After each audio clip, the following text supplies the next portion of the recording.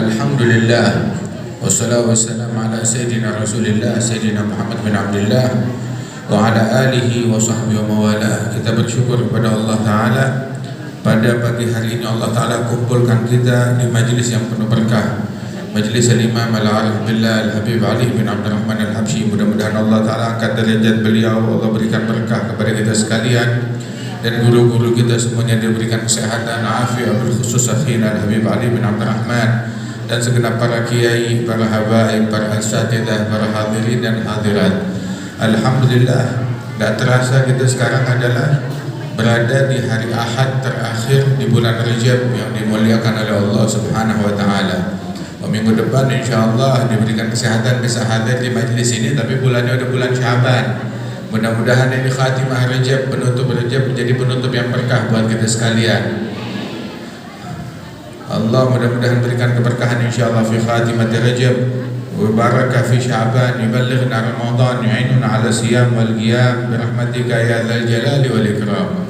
Ketahuilah bahwasanya di bulan Rajab ini Allah Ta'ala memperjalankan Nabi besar Muhammad SAW, perjalanan yang agung yang diabadikan di dalam Al-Quran, perjalanan Isra wal Mi'raj. Perjalanan Isra wal Mi'raj setahun sebelum hijrahnya Nabi besar Muhammad SAW. Kemudian juga dalam perjalanan itu Allah Ta'ala memerintahkan perintah sholat 5 waktu diwajibkan kepada umat ini. Perintah-perintah yang lain, puasa, haji, zakat, semuanya itu diwajibkan oleh Allah Ta'ala dengan diutus malaikat Jibril yang menyampaikan wahyu kepada Nabi Muhammad SAW. Kecuali perintah sholat 5 waktu diwajibkan itu dengan Nabi Muhammad diundang, diperjalankan dari Masjidil Haram ke Masjidil Aqsa, kemudian langit demi langit ditempuh 7 lapis langit hingga Sidratil Muntaha, hingga menghadap kepada Allah, menerima langsung perintah sholat 5 waktu dari Allah Jalla Jalaluhu wa Ta'ala Azamatuh. Pulang ke Makkah membawa kewajiban sholat 5 waktu. Dan sholat 5 waktu pertama yang dilaksanakan oleh Nabi Muhammad SAW adalah sholat zuhur. Sholat zuhur, ya, awal sholat zaharat fil Islam.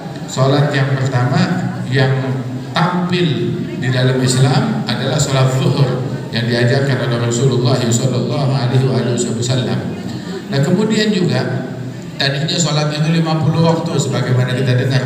Kemudian berkat Nabi Musa bilang kepada Nabi Muhammad, ya Muhammad minta keringanan kepada umat, kepada Allah Ta'ala, sebab umatmu itu lebih lemah, gak kuat, minta keringanan kepada Allah Subhanahu wa Ta'ala. Saya aja udah berkali-kali mengupayakan Bani Israel, umat saya yang fisiknya lebih kuat dari umatmu, akan tetapi yang lebih kurang dari ini aja mereka telantarkan. Saya khawatir umatmu pun menelantarkan demikian. Maka Nabi Muhammad minta keringanan kepada Allah hingga dikurangi dari 50 waktu dikorting 5 sampai tinggal 5. Nah 5 itu kata Allah Ta'ala, walaupun 5 waktu tapi pahalanya tetap pahala 50 waktu, dilipat gandakan oleh Allah Subhanahu wa Ta'ala. Nah karenanya itu sholat 5 waktu ini yang merupakan rukun dan arkanil Islam, jangan kita tinggal. Kedudukan sholat di dalam agama sama seperti kedudukan kepala di dalam tubuh. Tuh ulama bilang begitu. Kira-kira ada gak tubuh manusia bisa hidup tanpa kepala? Tubuh bisa hidup tanpa mata, tubuh bisa hidup tanpa telinga, tubuh bisa hidup tanpa lidah, tubuh bisa hidup tanpa itu semua. Tubuh bisa hidup tanpa tangan, tanpa kaki, tapi tubuh nggak bisa hidup tanpa kepala. Harus ada kepalanya.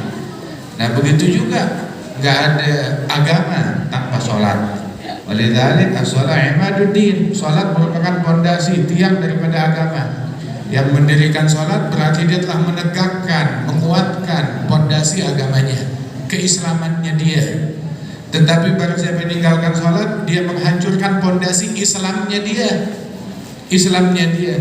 Artinya maknanya dikhawatirkan kalau dia meninggal dunia tanpa iman, tanpa Islam. Waliyad bila min dzalik. Walidzalik Imam Abdullah bin Al-Haddad dan ulama menyebutkan Di antara asbab su'il khatimah, penyebab matinya orang su'il khatimah itu, di antara penyebab-penyebabnya adalah tarkus sholat, ninggalin sholat 5 waktu, atau idha'atiha an waktiha, menunda-nunda sholat sampai keluar dari waktunya. Sampai disebutkan oleh Imam Ibn Hajar bahwasanya al-hadar min tarkus sholat wa idha'atiha an waktiha, waspada, hati-hati, jangan ninggalin sholat 5 waktu atau menunda-nunda sholat sampai keluar waktunya. Terus beliau bilang, kata Ibn Hajar, innaka law hajjata alfa hajjah thumma dhayya'ta shalah wahidah lakunta khasiran Allah. Seandainya kamu pergi haji sebanyak 1000 kali, 1000 kali, maknanya kalau haji 1000 kali umurnya lebih dari 1000 tahun. Kamu pergi haji 1000 kali, terus kamu ninggalin satu sholat fardu, 1 kali kamu tinggalin, tetap aja rugi, sial, celaka. Waliyadzubillah min dzalik. Nah, karenanya itu panggilan menuju sholat, hayya 'ala sholah, hayya 'alal falah. Mari menuju sholat, mari menuju keberuntungan, kesuksesan, kemenangan, kejayaan. Temukan kejayaan, kemenangan di dalam sholat tersebut. Barang siapa yang tidak menjawab panggilan sholat, maka nggak ada kemenangan baginya, nggak ada kesuksesan baginya, nggak ada kejayaan baginya, nggak ada keberhasilan bagi orang tersebut.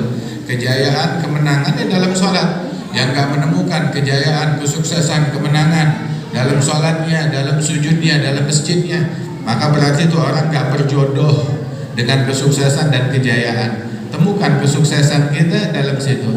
Tahu nggak apa maknanya juga? Ma bin nasi la salatuhum. Apa yang menimpa manusia ini tergantung dari sholatnya mereka. Kalau sholatnya sukses, urusan yang lain bakalan sukses. Tapi kalau sholatnya gagal, urusan yang lain juga bakalan gagal. Makanya tuh sholat dibagusin, diindahkan, diperbagus selalu, ditingkatkan kualitas sholatnya kita. Nabi Ibrahim ala nabiyina wa alaihi afdhalus shalawat wa azka taslim, beliau sampai umurnya udah sepuh, udah tua, mencapai kedudukan yang paling tinggi dalam yakin. Itu para manusia yang paling tinggi kedudukannya dalam keyakinan adalah para nabi-nabi. Dan di antara para nabi-nabi yang paling tinggi dalam keyakinan para rasul. Di antara para rasul yang paling tinggi dalam yakinnya, dalam syuhudnya adalah ulul azmi minar rasul. Dan di antara para ulul azmi minar rasul yang paling top setelah Nabi Muhammad adalah Nabi Ibrahim. Nabi Ibrahim mencapai pencapaian yang tinggi, Khalilullah, pencapaian yang tinggi di sisi Allah Ta'ala. Tetapi beliau di dalam doa munajatnya, usianya udah sepuh, udah tua, di puncak usianya, beliau bilang alhamdulillahilladzi wahaba li 'alal kibar Ismail wa Ishaq inna rabbi lasami'ud du'a. Allah Ta'ala alhamdulillah yang telah menganugerahkan kepada aku dalam usia sepuh putraku Ismail dan Ishaq. Allah Ta'ala maha mendengarkan doa. Terus setelah bersyukur itu, beliau bilang, mau nyari apa lagi sih? Pengen apa lagi? Dalam usia sepuh ini apa yang dicari? Mau apa? Pengen apa? Apa cita-citanya? Apa harapannya pada dirinya dan keluarganya? Harapan beliau, Rabbi ja'alni muqimas shalah wa min dzurriyyati rabbana wa taqabbal du'a. Ya Allah, jadikan aku orang yang mendirikan sholat, menegakkan sholat, meluruskan sholat. Pengen sholatnya lurus, ya nggak belok-belok. Pengen sholatnya tegak, nggak goyah condong miring. Pengen sholatnya itu berdiri, bukan nyungsep sholatnya dia. Artinya tuh sholat tuh mesti dijagain, biar lurus terus. Dijagain apa? Jagain khusyuknya, jagain kehadiran hatinya, ditingkatkan kualitas sholat. Rabbi ja'alni muqimas sholat. Dia bilang Rabbi ja'alni rais, ya Allah jadikan saya presiden, ya Allah jadikan saya menteri, ya Allah jadikan saya orang besar, pejabat. Lah. Cita-cita beliau, orang tuh yang paling pandai bercita-cita, jangan kayak cita-citanya anak TK. Ketemu sama orang paling kaya di dunia, mau apa? Minta apa aja boleh. Permen 1, minta permen 1. Minta coklat, minta permen karet. Ya, permintaan anak kecil, permintaan recehan. Ya, masing-masing meminta sesuai dengan kadar akalnya dia, otaknya dia. Makin sempurna akalnya, makin hebat permintaannya. Nabi Ibrahim, dia udah makan asam garam. Dia tahu betul mencapai pencapaian tinggi di dalam pendekatan kepada Allah Ta'ala.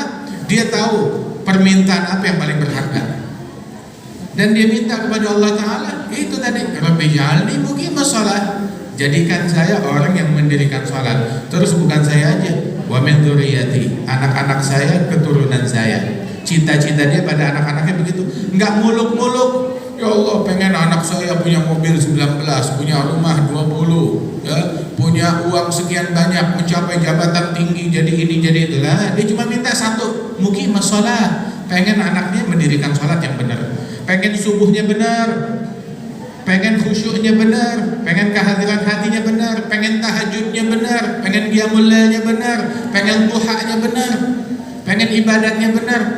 Itu Al-Imam Syekh Abi Bakar bin Salim, itu sampai beliau bilang, "Mundu an aqiltu ma dzakartu anni taraktu duha 'alal kamal wal witr 'alal kamal." Sejak saya kecil mulai bisa ingat, saya nggak ingat kalau saya pernah ninggalin sholat duha secara sempurna ataupun witir.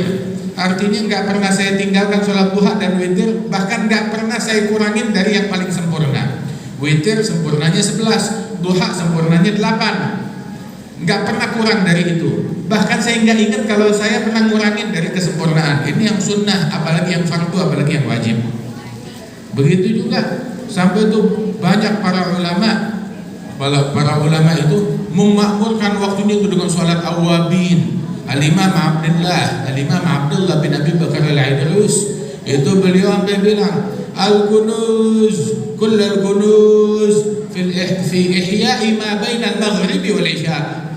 Harta karun, segala harta karun di dalam menghidupkan, memakmurkan waktu antara maghrib dan isya. Memakmurkan waktunya itu dengan sholat, dengan ibadat kepada Allah Ta'ala. Makanya Allah Ta'ala memulai satu surat dalam Al-Quran, Al-Mu'minun. Allah langsung mulai, qad aflahal mu'minun, telah menang, telah berhasil, telah sukses, telah berjaya orang-orang yang beriman. Yang berjaya mereka. Siapa mereka? Mukmin yang sejati. Alladzina hum fi shalatihim khashi'un, orang-orang yang dalam salatnya khusyuk.